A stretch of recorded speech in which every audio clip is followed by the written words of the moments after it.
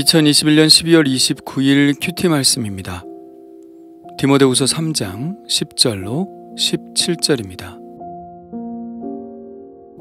나의 교훈과 행실과 의향과 믿음과 오래 참음과 사랑과 인내와 박해를 받음과 고난과 또한 안디옥과 이고니온과 루스드라에서 당한 일과 어떠한 박해를 받은 것을 내가 과연 보고 알았거니와 주께서 이 모든 것 가운데서 나를 건지셨느니라. 무릇 그리스도 예수 안에서 경건하게 살고자 하는 자는 박해를 받으리라.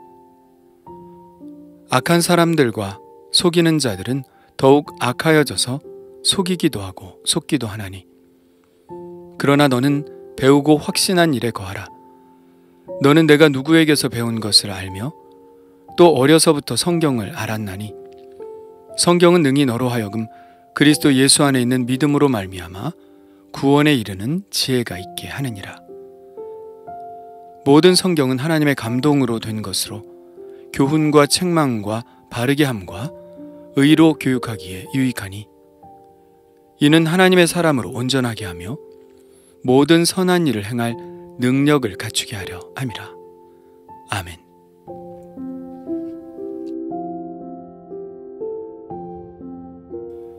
바울의 신학이 고난의 신학이라는 사실이 오늘 본문에서 다시 한번 드러납니다. 그는 분명하고도 단호하게 이렇게 말하죠. 무릇 그리스도 예수 안에서 경건하게 살고자 하는 자는 박해를 받으리라. 바울은 박해받는 자였습니다. 그러므로 그가 예수 안에서 경건하게 살고자 하는 자임이 증명되었죠. 박해를 받는다는 것은 그가 복음을 위해 살고 있다는 가장 강력한 증거가 되는 것입니다. 그래서 그는 누가 진짜 사도인지를 증명하는 논쟁에서 자신이 얼마나 많이 배웠고 얼마나 사역에 많은 열매를 맺었는지를 통해 자신의 사도성을 증명하기보다 자신이 그리스도를 위해 받은 고난을 가지고 자신의 사도성을 증명했습니다. 그는 이렇게 말하죠. 내가 수고를 넘치도록 하고 옥에 갇히기도 더 많이 하고 매도 수없이 맞고 여러 번 죽을 뻔하였으니 유대인들에게 40에서 하나 감한매를 5번 맞았으며 3번 태장으로 맞고 1번 돌로 맞고 3번 파선하고 1주야를 깊은 바다에서 지냈으며 여러 번 여행하면서 강의 위험과 강도의 위험과 동족의 위험과 이방인의 위험과 시내의 위험과 광야의 위험과 바다의 위험과 거짓 형제 중의 위험을 당하고 또 수고하며 애쓰고 여러 번 자지 못하고 줄이며 목마르고 여러 번 굶고 춥고 헐벗어노라. 바울이 그리스도를 위해 박해를 받는 삶을 살아왔다는 것은 디모데도 잘 아는 사실이었습니다. 바울이 안디옥과 이고니온과 루스드라에서 박해받은 그 박해를 디모데가 직접 목격했기 때문입니다. 바울은 1차 전도 여행 때 비시디아 안디옥에서 회당에 들어가 말씀을 전했습니다. 회당에 있던 이방인들이 많이 복음을 믿었으나 유대인들은 경건한 귀부인들과 그 신의 유력자들을 선동하여 바울과 바나바를 박해하고 그 지역에서 쫓아냈죠. 바울은 이고니온에서도 복음을 전했는데 많은 사람들이 복음을 믿었습니다. 그러나 또 믿지 않는 유대인들이 이방인들을 선동하고 관리들을 동원하여 두 사도들을 모욕하고 돌로 치려고 달려들었습니다. 바울은 그곳에서 간신히 도망쳐 나왔죠. 루스드라에서는 나면서부터 걷지 못하는 사람을 걷게 하는 기적을 베풀었는데요. 사람들은 이것을 보고 바나바를 제우스라 하고 바울을 헤르메스라고 하면서 소를 끌고 와 그들 앞에서 제사하려 했습니다. 바울은 그렇게 하지 못하도록 간신히 말리죠. 그리고 거기에서 복음을 전할 때 유대인들이 안디옥과 이고니온으로부터 와서 무리를 충동하여 결국 바울을 돌로 쳤죠. 사람들은 바울이 죽은 줄 알고 시외로 끌어내쳤습니다. 디모데는 루스드라 사람입니다. 그는 비록 어렸지만 바울이 받은 고난을 눈으로 직접 보았죠. 그리고 3년 후에 바울이 2차 전도 여행 중 루스트라에 다시 들렀을 때 바울을 따라 나섭니다. 디모데는 결코 철없이 따라 나선 것이 아니죠. 그는 바울의 삶을 통해서 복음이 어떻게 전해지는지를 잘 알았습니다. 바로 고난을 통해서만 복음이 전해진다는 것이죠. 무릇 예수 안에서 경건하게 살고자 하는 자는 박해를 받으리라. 요즘 성도들이 이 말씀을 얼마나 받아들일지 모르겠습니다. 경건하게 사는 것은 좋지만 박해를 받지는 않기를 바라겠죠. 그렇지만 그리스도와 함께 하나님의 편에 서 있는 사람은 쓰라린 반대에 부딪힐 수도 있다는 사실을 알아야 하고 그것을 감수하겠다는 결단이 있어야 합니다. 이것은 성경에서 한두 번 나오는 언명이 아니죠. 지속적으로 반복적으로 우리에게 말씀하고 있는 것입니다. 몇 가지 구절을 통해서 한번 확인해 볼까요? 예수님이 하신 말씀입니다. 누구든지 나를 따라오려거든 자기를 부인하고 자기 십자가를 지고 나를 따를 것이니라. 너희가 내 이름으로 말미암아 모든 사람에게 미움을 받을 것이나 끝까지 견디는 자는 구원을 받으리라. 세상이 너희를 미워하면 너희보다 먼저 나를 미워한 줄 알라. 내가 너희를 세상에서 택하였기 때문에 세상이 너희를 미워하느니라. 사람들이 나를 박해하였은즉 너희도 박해할 것이요 내 말을 지켰은즉 너희 말도 지킬 것이라. 다음은 사도들의 말씀입니다. 우리가 하나님의 나라에 들어가려면 많은 환난을 겪어야 할 것이라. 나는 이제 너희를 위하여 받는 괴로움을 기뻐하고 그리스도의 남은 고난을 그의 몸된 교회를 위하여 내 육체에 채우노라. 사도들은 그 이름을 위하여 능욕받는 일에 합당한 자로 여기심을 기뻐하면서 공회 앞을 떠나니라. 이렇듯 예수 안에서 경건하게 살고자 하는 자가 박해를 받는 것은 전혀 이상한 일이 아닙니다. 그리고 이것은 또 특별한 사역자들에게만 해당되는 것도 아니죠.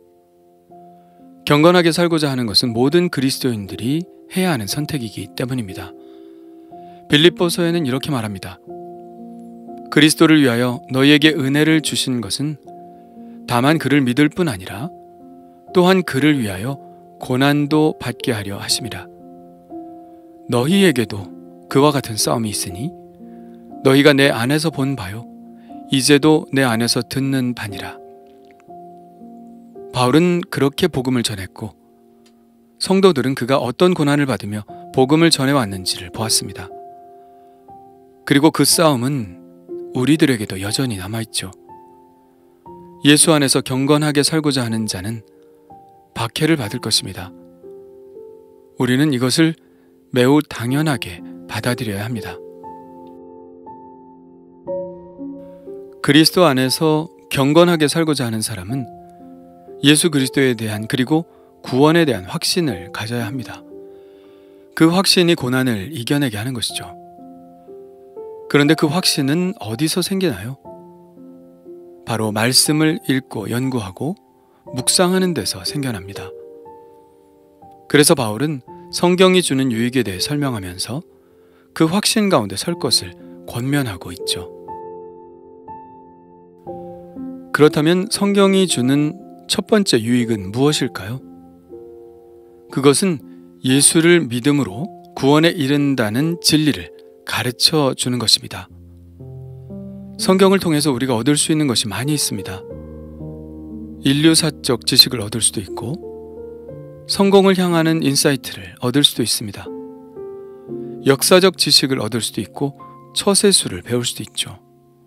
시적인 표현들과 절묘한 비유적 표현들도 배울 수 있습니다. 그러나 하나님이 성경을 주신 목적은 그런 것들이 아니죠. 하나님의 목적은 바로 성경을 통해서 우리가 하나님의 구원의 소식을 듣는 것입니다. 그리고 깨닫고 믿음으로 예수 그리스도를 영접하는 것이죠. 그 길이 성경에 자세히 나와 있습니다. 그래서 성경만으로도 사람들은 구원의 진리를 깨달을 수 있는 것이죠. 선교사가 들어가지 못하는 곳에 성경부터 들어가는 이유가 그것입니다. 누군가 진지하게 성경을 읽기 시작하면 그는 그 구원의 길을 발견할 수 있기 때문입니다.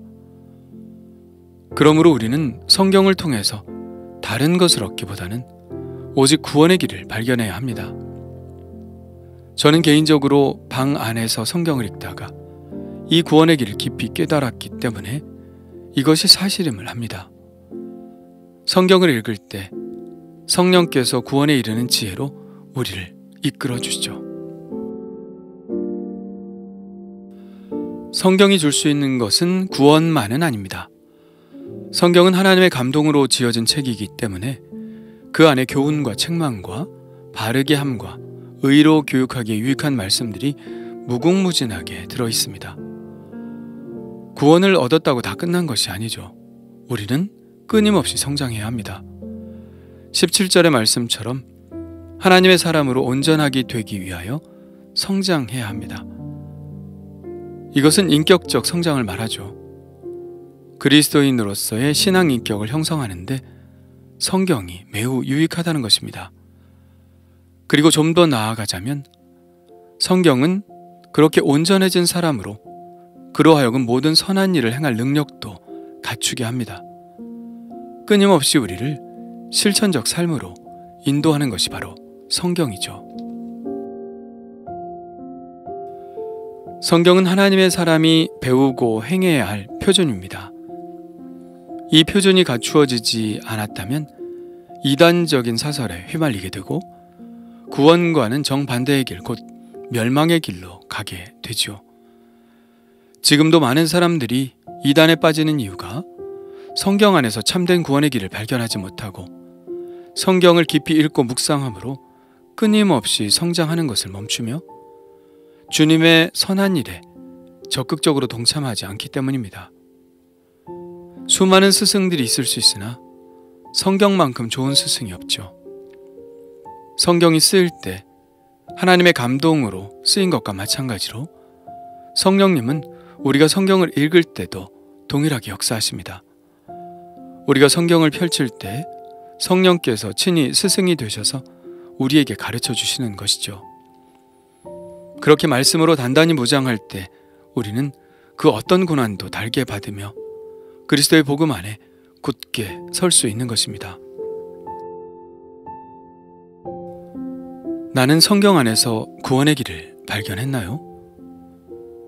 나는 매일 성경 말씀의 교훈 가운데 성장하고 있나요? 나는 실천적 삶으로 인도하는 성경의 말씀에 순종하고 있나요? 주님 감사합니다. 예수 안에서 경건하게 살고자 하는 자는 박해를 받을 것이라는 말씀. 선뜻 받아들이기는 어려운 말씀이지만 받기를 원합니다. 무슨 일이 있어도 주님 편에 서게 하여 주옵소서. 행여 불편함 때문에 또 박해 때문에 복음을 포기하는 일이 절대로 없게 하여 주옵소서. 고난을 이기는 힘은 확신 가운데 있는 것이니 주님의 말씀을 통하여 매일 저를 경책하시고 힘을 주셔서 주님의 말씀의 힘이 삶 가운데로 흘러가게 하여 주옵소서. 예수님의 이름으로 기도합니다. 아멘.